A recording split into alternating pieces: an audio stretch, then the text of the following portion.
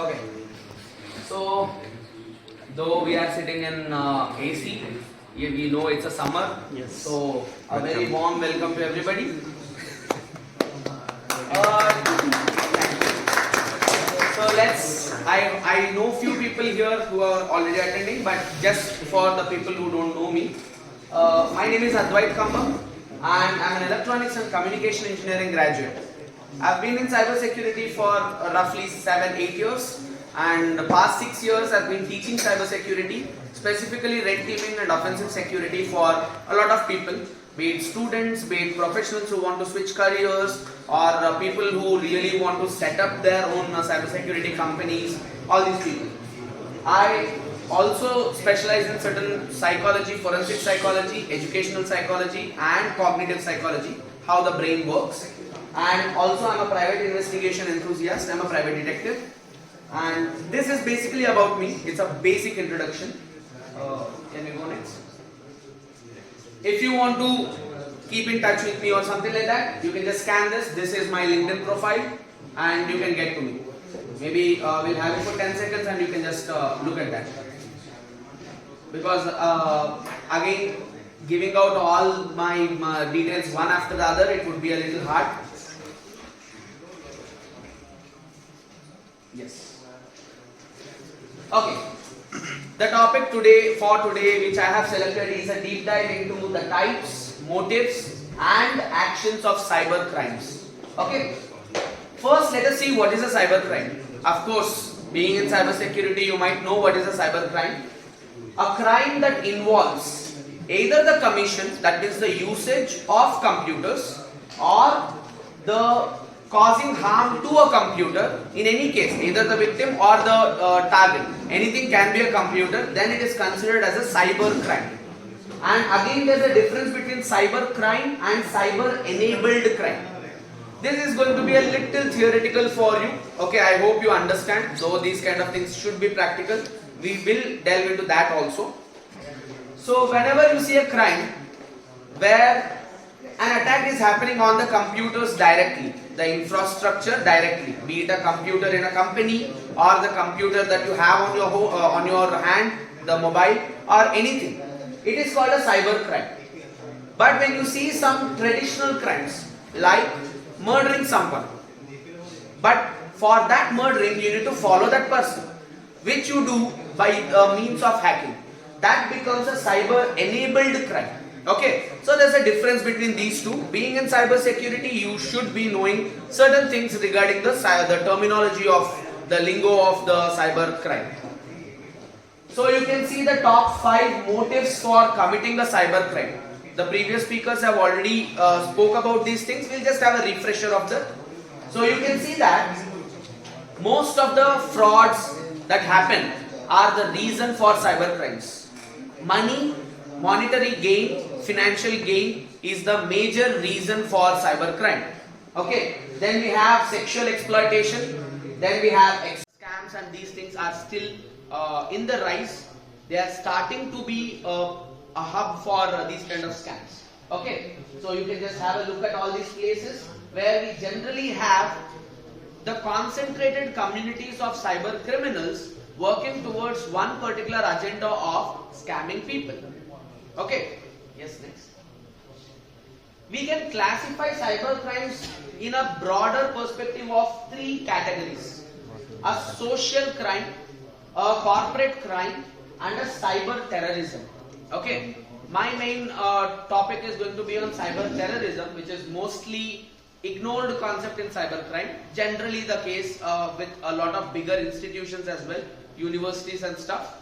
So there is something called social crime. We have seen different types of crimes. Social crime is something that happens on the society. As an individual, you are the victim, you are the target. Okay. But when it comes to corporate crime is where a company or an organization, be it educational, be it research oriented, be it any IT company, these are the targets. Okay. And then the final thing which comes, which is cyber terrorism. Okay. First we need to know what is terrorism. Okay. Terrorism, if you know the definition, then you can understand what is cyber terrorism. let us just see one particular practical approach towards social crime and also the corporate crime. So you'll get a little clarity on it. I hope you all are aware of certain cyber security concepts. We'll just have a refresh. So these are the general cyber crimes that happen against people. Okay, you can see something like defamation that happens, or hacking in general for personal accounts, or cracking that happens to certain accounts of personal IDs, or maybe email spoofing. These are all a list of things that happen to an individual, okay, in an individual capacity. Then there are certain crimes, next slide, yes. There are certain crimes that happen to the corporate environment. You don't see credit card scams happening to an organization. Maybe employees of certain organization, yes, there's a possibility. That again becomes targeting one single individual, okay. But you can see certain ransomware attacks or maybe the Internet of Things vulnerabilities. These days we are seeing firm corporate crimes, okay. These are all cyber crimes, but they come under the corporate aspect of it. So you can see mobile malwares or maybe cloud risks. Previously we used to carry floppy disks, then we came into CDs, then we came into pen drives, then we came into memory cards for mobile devices. How many of you still carry a pen drive in your pocket? I see quite a few. Maybe you are not upgraded, or maybe you are too paranoid to store everything in cloud. Every day we see a lot of people getting data. They are being stored in the cloud, correct? So the reason for us to store something in the cloud is that we have easy access to it, okay. So there are some cloud security based risks that every company faces, because we can't store every piece of information that we get to a company on a hard disk, correct? Of course we do have certain on-premises servers, or maybe we do have a hybrid cloud where we have certain connection with the on-premises server also, but still there is a need for a virtual environment, okay. Then next, the major concept that we are going to discuss about is the cyber terrorism. Before this, how many of you have got the PPTs that I've shared already? Anybody? No? Why do you think is that? What did you see after logging? How many of you have logged in? 1, 2, 3, 4. I'm so happy only few of them are victims of my attack. It's a very basic attack. Okay, again this is just done for the sake of awareness. Let's see what we have got. Okay. I hope most of you did not give your real usernames and passwords. You should be paranoid. If you have done that, very good job. You are suitable for cyber security. If you have not done that, this is a very good lesson that if someone says, be it from a higher standing, you have got the instruction from the volunteer for this. Don't believe anybody's words. Yes. Okay. Being responsible is the first activity or the first skill set that we have to learn when we are in cyber security. Okay. First, let us see this. Someone told good morning, Charan. I don't know who this is. Who has given this? Okay. Then we have got some mobile number. Again, it's you, I guess. Okay. Let's scroll down. So, okay. How many times did you log in? 4 times. Okay. 4. Scroll down. 4 same. Oh my God. You have done it for 10-15 times or what? Arey yaar. Scroll. Let's go to YouTube open అయితుందని మనోడు కొట్టినట్టున్నాడు Finally. Okay, nothing till now. That's it? Maybe at the beginning I think I have given few responses. Oh, you have already given it? Yes. Okay.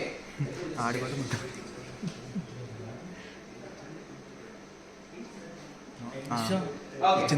Hack me if you can at gmail.com. Yes, I can. Okay.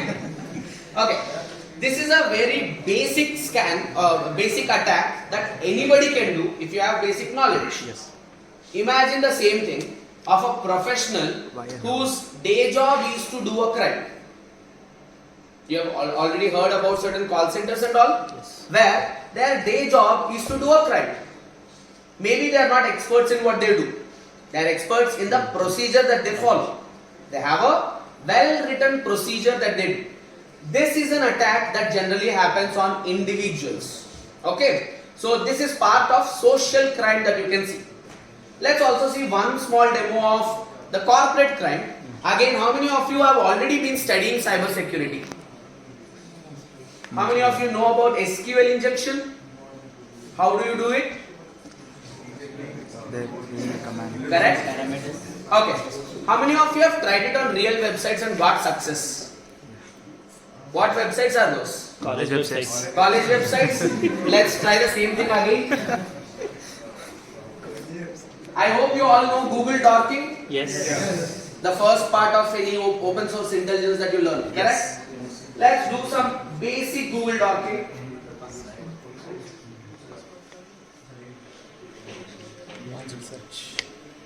So I'm here just going to type. In you. AC.in. iPad. College in India. First.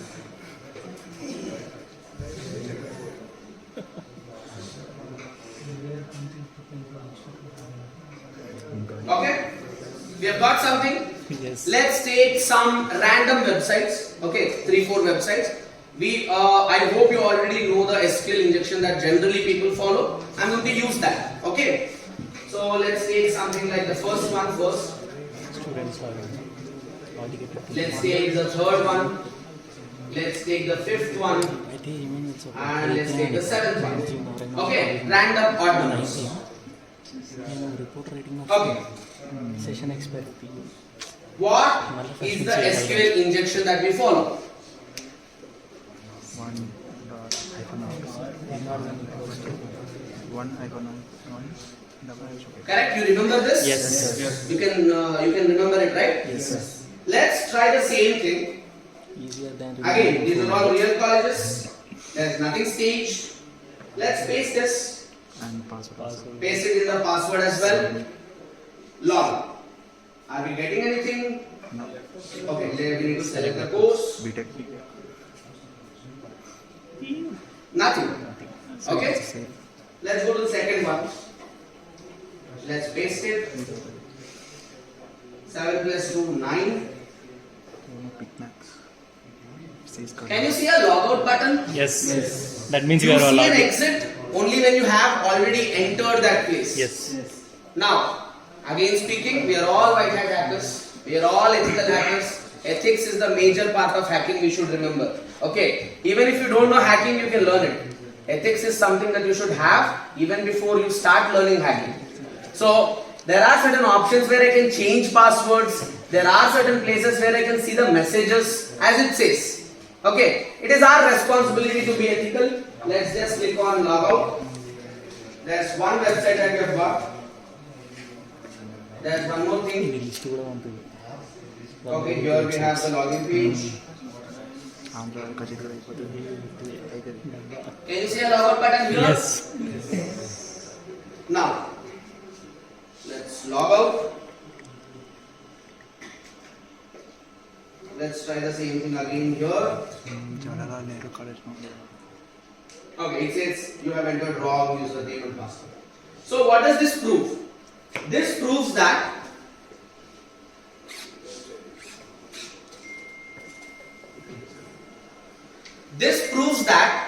there is a high possibility that even without any knowledge, I did not change the procedure of attack. I just have a string of characters. I try it in the login pages of every website. Some of them are successful, some of them are not. It is up to the security team of that organization to keep it secure. Okay, so we have seen two very basic examples of social crime and also corporate crime. Correct? Yes.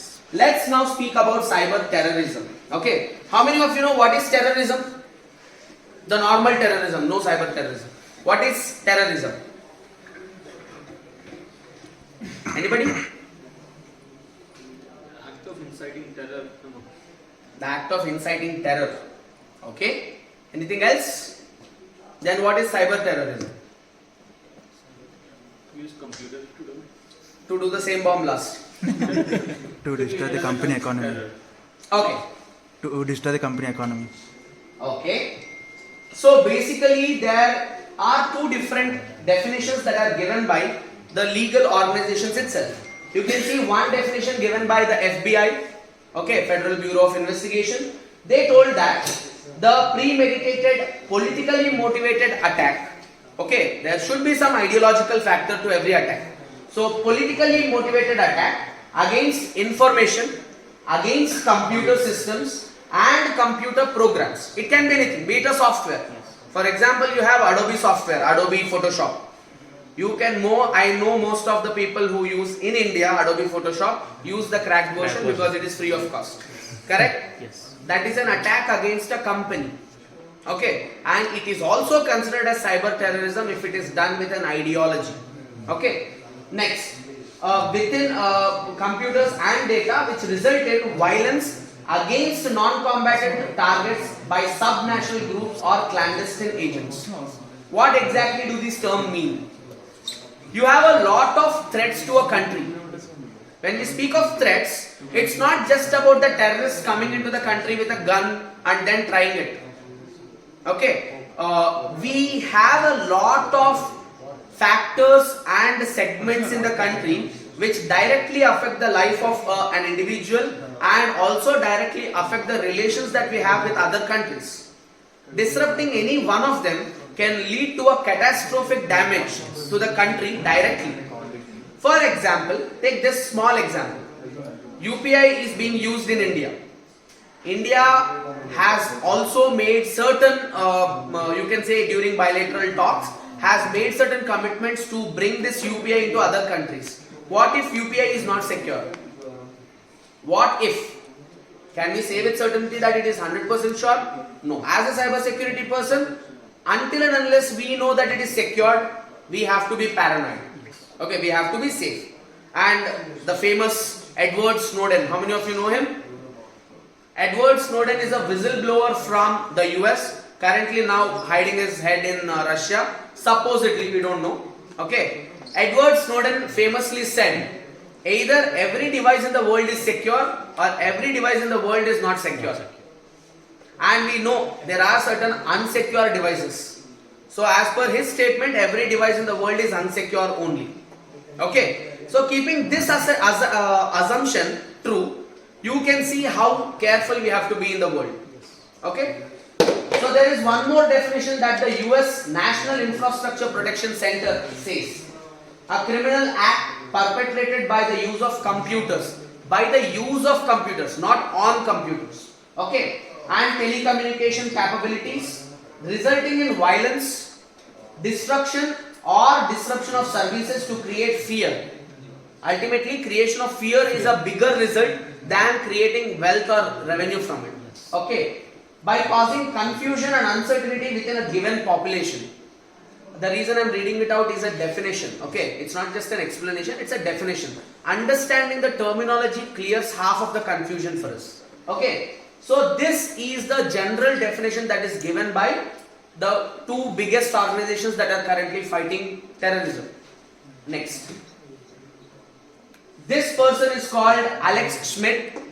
He is one person very famously known for giving the definition of terrorism itself. He has given a 12-point categories. Okay, you can categorize any act of terrorism into one of these things.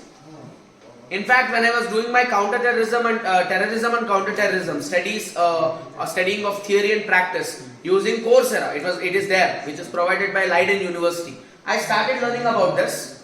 I was given a project to write about the thesis on 2611 attacks. Okay, which is a normal terrorism. It's not cyber terrorism. I had to conclude saying that all the concepts of terrorism which are being used are part of this. You can apply the same logic even for cyber terrorism. Let's say take any 2-3 for example. If half of them, that means 6 points, collude with the definition of terrorism, it is considered an act of terrorism. Okay, so you can take something for example. It should, the second point in the first column, it should mention that terrorism instills fear, dread, panic or mere anxiety. Suddenly if I say your accounts are hacked, okay, what is the first thought that you get? You are afraid of your data being stolen or being shared with some other person. That instills fear. It's part of terrorism if someone does it with an ideology. For example, it should point at the face that the direct victims are not the ultimate target. Let's say I target one company's employee. Is hacking that employee my target? No. Gaining access of the company from that employee's account is my target. So my direct victim is not my ultimate target. Okay. So these kind of analysis over the definitions of target terrorism gives you a major role about this. Correct? Yes. Next. There is an organization called START, National Consortium for Studies on Terrorism or Study of Terrorism and Responses to Terrorism. This is an organization started by University of Maryland, and it is also maintained and managed by a lot of government organizations across the world, and it is also funded by certain organizations like the International Court of Justice, Prague, Netherlands. There are a lot of things that we need to consider. Studying about terrorism does not mean who is the target or who is the victim or who is the person who has come from certain place. It is about understanding the psychology of the candidate. When a person is committing cyber terrorism, because we are all cyber security people, cyber terrorism is no different from terrorism. Understanding how the mind works of a criminal is very important to crack maybe certain cases. Okay, you see a lot of advocates coming into picture even during the investigation because they know how people think. You see a lot of psychologists coming into the picture because they know how the brain works, what you are thinking. This is not something like a movie where I can read your mind and tell you your inner voice. No, it's about how you behave and what you convey to the other people. That is still true in most of the cases. Okay, so these kind of organizations work towards studying a lot of things while putting forth a journal or a paper on terrorism and the recent development of cyber terrorism as well.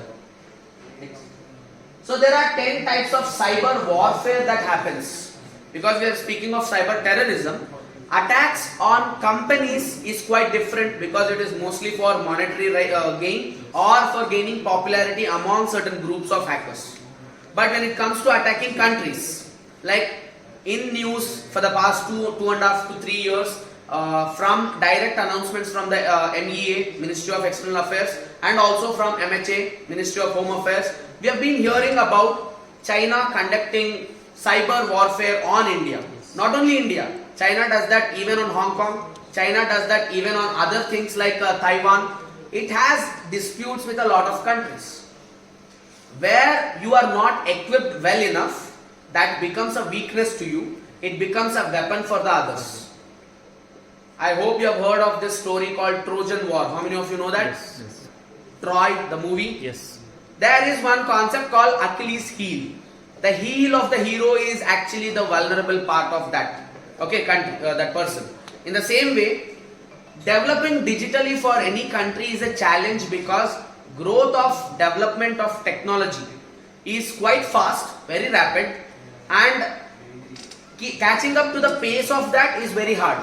Because you don't find random people connecting with you and saying, yes, I am an expert in this, I would like to help you. They have their own reservations, they have their own problems. So it is always better for us to understand what are the motives of people and then finding like-minded people. We are all gathered here because we are all like-minded towards cyber security. You want to learn something, I want to learn something. Or maybe if someone is not interested in learning, at least they want to share something that they have already learned. We are all looking towards growth in general, in cyber security, be it in career, be it in knowledge. There are like-minded people even in different countries, organizations as well. Why do we have, you see these meetups that happen for entrepreneurship? Because we want ideas. The same kind of meetups happen not only in Hyderabad for hackers, but hackers across the world. How many of you have heard of this thing called DEFCON? Heard of Nalcon? I know most of you have heard of Nalcon. Correct? A hackers conference that happens in India. There's also one more thing called DEFCON, which is the inspiration for all these cons. Yes. That is the DEFCON. Okay. DEFCON is a meetup, you can say a conference that happens every year somewhere around July, August in US, in Las Vegas. Okay. This particular event is attended by almost 20,000 to 30,000 hackers every year. And all those hackers are not normal hackers who are trying to learn something. They are already well established hackers who can hack into pretty much anything. There are certain things called villages. Okay, you have something called IoT village. Yes. In IoT village, you go there, you see how your phone can be hacked because you are having a firmware in that. You can see some radio hacking. You can see some other thing where you can actually try to do a lot of things. Why are these meetups happening? The reason for these meetups happening is that there is a rise in cyber terrorism that is going across. Some countries send their cyber teams specifically for these meetups to know what are the known techniques. Let us see some techniques. Sabotage. How many of you know what is this word? Yes, basically to stop, to delay something. Let's say I am trying to talk something and you are trying to delay my talk. You are trying to disrupt my talk. Some way stop it. That's a sabotage that is happening against my talk. Let's say as mentioned previously about a country called Israel, it is an expert in doing sabotage against nuclear installations across the Middle East. Yes. They have an experience in that. Not only in the digital warfare, they also have an expertise in the real physical warfare. That is called sabotage. Stopping anything that is happening while it is going on. Then we have espionage, the spying that you all generally hear about, the movies that you see. It is not as filmy as you see in the movies, but still it is as interesting and adventurous as it is. Okay, you can't imagine what all can be hacked. There's a theory which I was hearing about like a couple of months ago, where your Android TVs are actually sending certain beacons which are used to gather your information. Of course, it's not some kind of a terrorism that is happening, but you know about applications taking your data, right? Facebook collects your data for advertisements. How about devices like Alexa? Yes, they are also taking your data. Your smart TVs, have you ever thought that your TVs can hack you? This is currently the trending topic in DEF CON last year, and it is being talked about the Bluetooth beacons that are being sent and captured by the TVs. Then the router technology, where you can actually know the topography of a room. Let's say previously we used to have certain tools to know the topography of a room which is closed on all four sides. These days, if you have a router, based on the router's signal transmissions and then recapturing of the data, you can find out who is standing where, what is the shape of the room. All these things can be found out. It is being done. The research is being done. There are already certain applications that are out there for organizations, and this is the level of growth in technology. We can see electrical power grids being controlled wirelessly or through wire, which can be tampered by certain hacker groups if at all they want to do it. There have already been certain attempts, and it has already been proved that it can be done. Okay, the scope of terrorism in cyber space is very huge because it is mostly unexplored. If we don't know what we are getting into, we can't know about it. Next, we have certain other things like propaganda or maybe phishing attacks, which you have seen just now. Yes. The Facebook phishing attack that we have seen, or maybe the malware, then ransomware, economic disruption. For example, there's one company which is very great in particular country, let's say India. There's one company with certain huge revenue which contributes a lot to the GDP of India. If that company's account is, let's say that company's organization is hacked and its economic growth is stopped, the country's economy is going to be damaged in such a way that for it to recover, it takes a lot of steps. I don't say it takes years to come back, it takes a lot of effort to come back. Okay, so you can see sudden attacks. Sudden attacks are something that happen out of nowhere.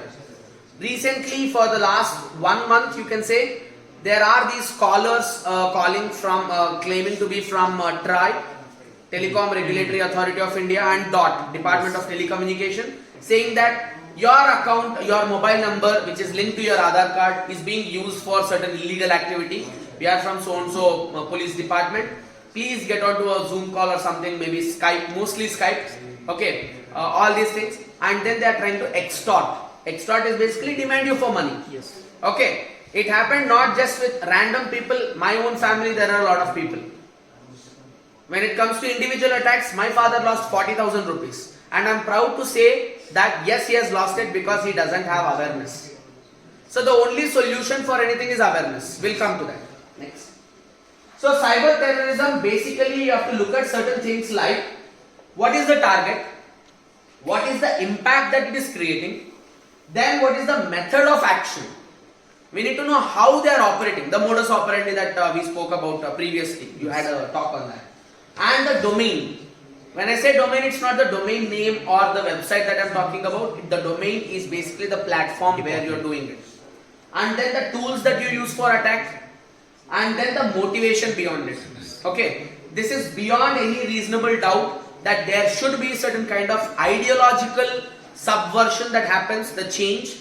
You should be radicalized enough to get into cyber terrorism until and unless you yourself have a motive. Next. So the role of cyber security professionals in cyber terrorism. You can see securing digital information. Let's say you all somehow magically get into the cyber security departments of all government offices itself. You are part of protecting the critical infrastructure of a country. For example, sometimes be it private as well, that is also part of India's infrastructure. Your task is to secure the digital infrastructure. That's part of the cyber security professionalism. Then threat hunting. When we say threat hunting, we don't magically get intelligence from a lot of sources. Okay, specifically studying about counter-terrorism intelligence and counter-intelligence, there are certain ways of finding information which don't magically appear on your screen, saying that here you go, you are with the information. No. There are certain techniques and tactics, TTPs, techniques, tactics and procedures that we follow to get a lot of information that we want. It can be through human intelligence, it can be through OSINT, open source intelligence, or certain other organizational level management as well, like buying the data. Yes. Government also can buy data for their own protection. Okay, so it's not just about the scammers who are going to buy data for attacking you. We can do it personally. If you have Just Dial's number, go talk to a higher management, ask them, I am going to start a business, I want my customer database, and you will get tons of data. Just pay some subscription or premium, you will get it. Getting data is not enough. Classifying them, Yes. then organizing them, and then making it usable for our need is the major challenge. Then we have authorized pen testing of infrastructure. When you go to a doctor, I hope at least few of you have seen allergy tests. What does the doctor do? He takes or she takes a needle, pokes your hand on multiple holes, then applies the allergies whatever he or she has and directly on your hand to check whether it is making any reaction or not. He is directly attacking you to know whether you are allergic to something or not, and then he will treat you with that. So we authorizedly attacking something to know the vulnerabilities is very important. Then attack surface detection and remediation. Attack surface detection is something that we have to do to find out what are the platforms and what are the targets that we are having.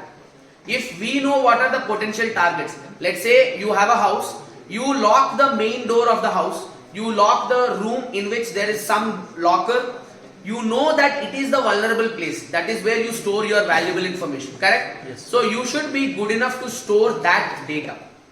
So that awareness is something that we should have, where we have our you can say vulnerable data, you should know what is the attack surface and then store about it. And then finally, preemptive attacking on potential threats. If we know that there is a group which is going to attack, maybe not today but soon tomorrow, hacking them before they can hack us, that is called as preemptive attacking, which is very important.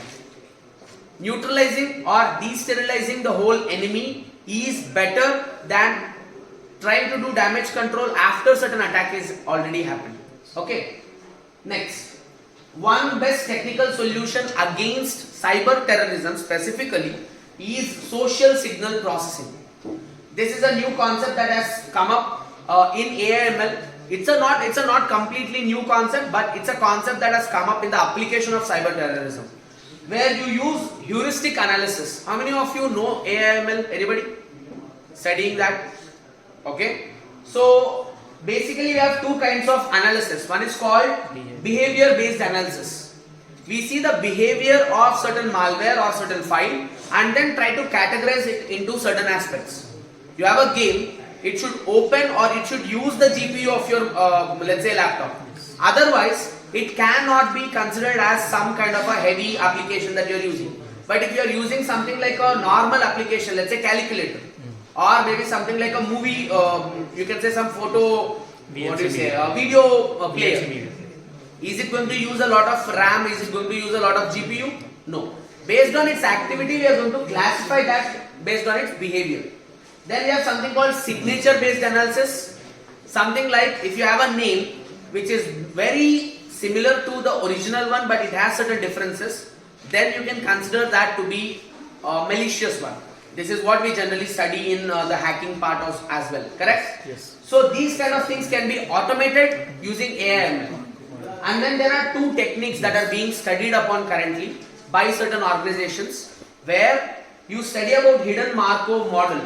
This is one model which is used for classifying the sequential data. Okay, sequential data is basically you have certain data, some start point, then you have certain data which is unknown, then you have certain data which can observe. Yes. So the observed data is used to find the hidden data. Okay, this is mostly used for the language training as well. You see LLMs, large language models. Yes. One of their development processes also includes HMM, hidden Markov model. What word should I use after certain other word? Let's say mango eat I. This is just a bunch of words. Yes. I eat mango. This is the sequence. So you know words which is observed state. You don't know the hidden state which is the original sentence. You can get back to it by knowing the sequence. Okay. So this is what we learned from it. Then one thing back. Then we have one thing called Mel frequency capsule coefficients. This is one particular thing that is being studied upon for signal processing. This is basically for the you can say sonic the sonic signal prediction. Let's say you talk, you make a call to someone, you are talking something which is maybe very fast, maybe very quick. I can't understand even if we do some wiretapping or something. Yes. Or maybe something that you can't predict generally. The prediction of what could be the other word for a particular pattern can be done by this Mel frequency capsule coefficient. The capsule is basically the anagram of spectral, okay, the change of words. So this particular thing is used for analyzing the speech synthesis of certain terrorists who have already been under surveillance. Cyber terrorism requires the use of cyber knowledge and also the use of how cyber crimes happen generally, or terrorism generally happens. Because cyber terrorism is just one addition to the terrorism that is happening. Understanding this is also very important. The reason we are studying this is one of the most ignored concepts in cyber crimes. Most people talk about the frauds generally. Yes. When you generally talk about cyber crime, you might have faced something like a SMS scam or some phishing link, or maybe some kind of OLX scam, the FedEx scams that we talked about. But we are ignorant about this cyber terrorism because we are never the victim. But we should understand, we are all the victims of every cyber crime, every cyber terrorism as well, because you have seen the rise of movie tickets, movie ticket prices, Yes. correct? Yeah. Previously it used to be something like 75, 80 rupees. 80 rupees. Now it became 150, in some places 300, 300. 350. Why? Is it because of inflation? Anybody? The reason is, we have theaters in malls where you have security checks. Yes. Why did they install security checks there? Suddenly, suppose in Mumbai there is one attack, in Hyderabad we had certain terrorist attacks that happened. One attack in one vicinity creates awareness among all the similar places. Yes. Everybody starts installing certain things. We have seen only 5-6 people come into India with COVID, But everybody, 130 crore Indian population started using masks. Because one single activity can affect or impact the whole country in a very different way.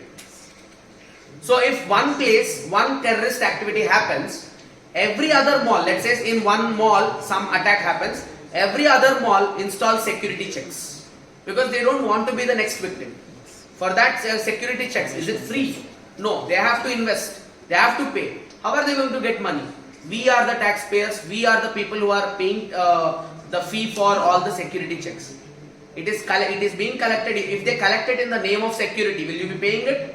No. They will increase the prices of every other thing that is there inside the mall, so they can accommodate for the security as well. So are you not the direct victim of this particular thing? Yes. Maybe somewhere in Mumbai some attack happens, somewhere in Hyderabad some attack happens, not in your area. Are you not the direct victim of this? Financially, yes. Ideologically, yes. So understanding this difference is very important. So the only solution is awareness. Awareness is something personal to everybody. Being in cyber security for the past 6 years, my father around 2 years back lost 40,000 rupees. You can see the sheer decrease or decline in the awareness right from me to my father, not even 2-3 generations. It's just one person who is living in the same house who knows I am in cyber security, but he doesn't know anything about cyber security. You can be the victim maybe if you are just a little less aware. There are a lot of places where you can lose your focus on what you are doing at that point of time. Awareness is the only thing that can give you certain sense of security.